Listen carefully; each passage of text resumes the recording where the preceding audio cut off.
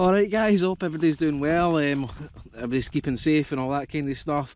But today, it's been a long time since I've been out with a 6S car, so I finally took the Mojave out today. The other cars, I don't really want to take out anywhere where there's kind of people, like my road cars and stuff, because obviously with social distancing and things, try to keep out the roadie people. But I've fully rebuilt my Mojave, changed all the bearings, greased everything up, done all the diff oils, redone the shock oils as well. I've kind of went through the whole car and it's absolutely running outstanding.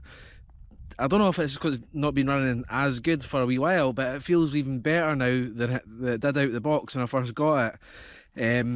Nothing, it's all running standard. It's just basic maintenance I've done and went over it, so it does show that keeping on top of your cars is really important, because yeah, she's going an absolute beast today. Absolutely loved every moment of this, so I hope you enjoy the video. I've got some pretty good jumps, some slides, some speeds, trying to put a mixture of everything in.